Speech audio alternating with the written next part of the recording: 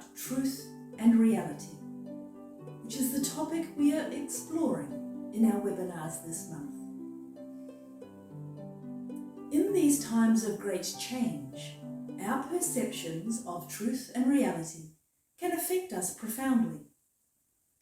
Almost everywhere we turn, we find fear, anger, and confusion precisely about what is truth and what is reality. Whether this comes to us via a virtual or a physical medium doesn't matter anymore, because sooner or later their effects become very real to us. We feel compelled to seek new meaning in our understanding of truth and reality, as we try to make sense of the turmoil and uncertainty in the world around us.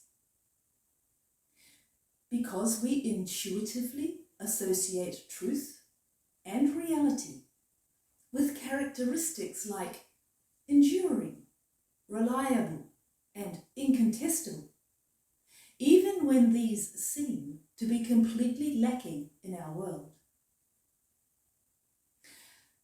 With so many competing forces vying for our attention, we question whether what we are told is reality is truly real, and whether what we are told is the truth is really true. But often we don't question this until our belief or our faith in what we have always assumed to be truth and reality fail us. So what is truth and reality? Wikipedia tells us this: truth is the property of being in accord with fact or reality. Truth is typically ascribed to things that aim to represent reality or otherwise correspond to it, such as beliefs, propositions, and declarative statements. However, this definition is actually quite disturbing, because it does little more than tell us that truth is an empirical observation of reality, and reality is an empirical manifestation of truth. This doesn't really give us any firm ground for understanding how we can relate to the world around us and within us, especially when, as the times we live in are constantly reminding us, what one person takes to be fact is invariably taken to be a complete fiction by another, which shows our empirical basis of our assumptions about truth and reality are actually entirely dependent on our own personal perception of them. If we pin all our hopes for harmony, freedom, or liberation, especially spiritual liberation, on a contemporary perception of truth and reality, we are setting ourselves up for an inevitably disappointing outcome. However, when we finally acknowledge that there is no escape from the inner turmoil and confusion these transient perceptions generate, we can then begin seeking other explanations for what is truth and what is reality. Many Gnostic and esoteric teachings tell us that what we take to be real in our ordinary material life is actually the opposite. The Vedic tradition says about our ordinary reality, that which is exists, but is constantly changing, and thus is spiritually unreal. That we are ensnared in a cosmic illusion that the phenomenal world is real. So at a certain point, we become aware of another meaning, another dimension or realm in which truth and reality can and do exist as eternal values. we see how our material world and our modern scientific knowledge often refers to truth and reality in a very different and transient sense to that which is relevant to the spiritual, eternal, and transcendent. Of course, we can see truth as an abstract concept, and we agree that it doesn't exist as a tangible reality. Yet, we only accept that 1 + 1 = 2 because it is an abstract concept and one that we can demonstrate using what we perceive to be real objects.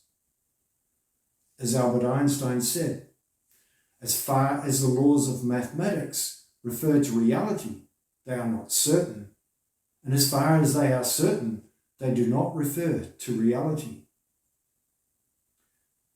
This scientific axiom indicates to us the existence of two different realms of truth and reality, something we tend to forget or ignore too readily. So why do we not already live out of this other truth and reality?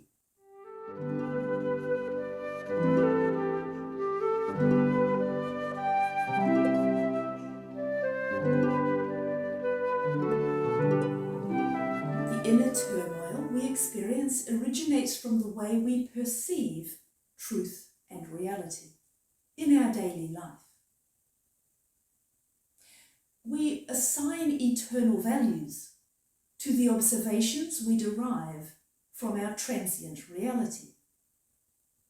We deduce from our empirical measurements that of the tangible things such truths that are relevant only to the reality that existed at that very moment.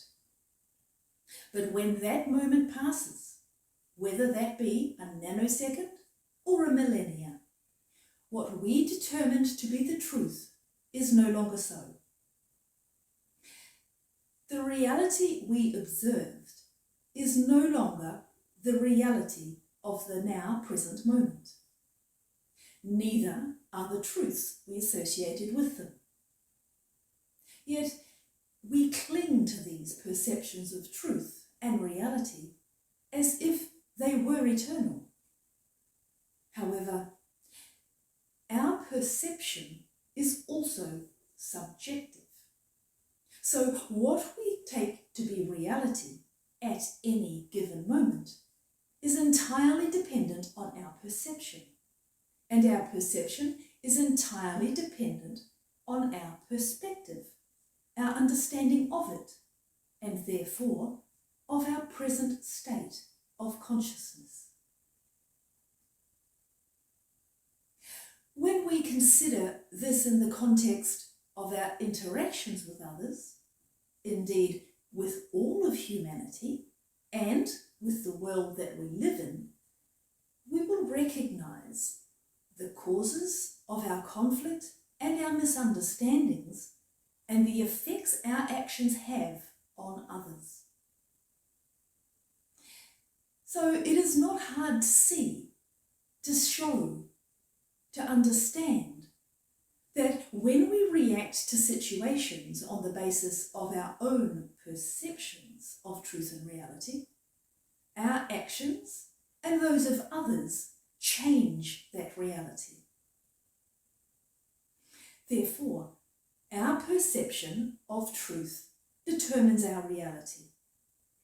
Changing our perception of truth changes our reality.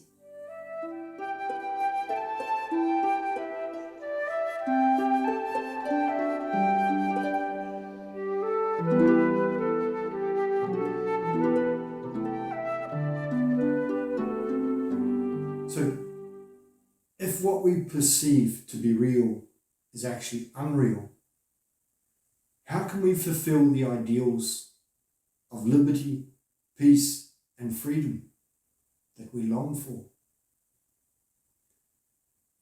Of course, we already know in our hearts that our physical reality is momentary, and we are not eternal, then at best our illusion is a proxy for the reality we long to bring to realization, but have never known how to do so. The Golden Rosy Cross maintains that if we are prepared to do so, we can relinquish our egocentric consciousness and the subjective unreality of our ordinary life. We can allow the objective reality of the eternal real to become the source of nourishment in our life. We can exchange our egocentric, individualistic vision of a transient reality for a truth that can not only become a reality, but already is an eternal reality within us.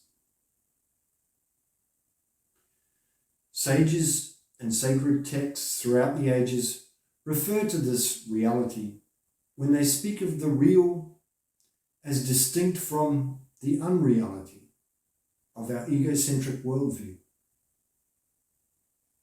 Plato makes the distinction between the world of appearances, the world of our five senses, and the world of essences, the world of the spirit within us.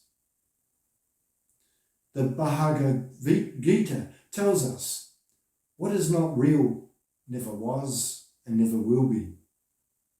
What is real always was and cannot be destroyed. If the reality of our world is transient, how can we ever expect any truth deduced from it to bring us true liberation? If we make our spiritual liberation dependent on a transient truth or reality, how can we ever attain it? So, how can eternal truth and reality become relevant to us? Our sensory perception, the intellect, our perceptions and the intellect that processes them, and our mind that interprets them, all influence the forces we allow into our being via our consciousness. If our consciousness is enslaved to the ego, then everything we perceive, feel, and do will be determined by the egocentric interpretations of our mind. This is why Madame Blavatsky said, "The mind is the great slayer of the real. Let the disciple slay the slayer." If we truly want to change our reality, we need to completely transform our state of consciousness. This means a complete change from unreality to a new reality. This is what the Bible means when it says, "The soul that sins must die."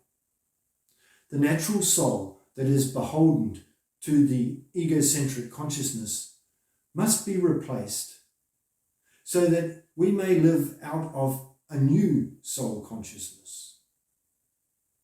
So the disciple slays the mind that is gripped by egocentricity, and in its place, a new spirit-soul consciousness becomes our reality. Then, as spirit-soul conscious human beings, we live on the basis of a completely other, eternal truth and reality. In the words of the founders of the Golden Rosy Cross, the human being can clearly distinguish as a twofold being, namely the human being who is physically born instrument and the human being who grows from the interaction between the heavenly and the earthly that has transcended nature. namely the soul human being. At the same time, the soul human being has a third aspect, the spirit human being. The nature-born human being is only preparing the way. The one goal of the human personality should be to attain the spirit-soul state. The personality is the being of time and space, out of which the eternal form, the spirit soul, the human being must rise up. If you would like to explore this process of transformation of the human consciousness of the human being as proposed by the Golden Rosy Cross, please join us on one of our webinars or events, which you'll find detailed below. And please don't forget to subscribe for more information about our upcoming events.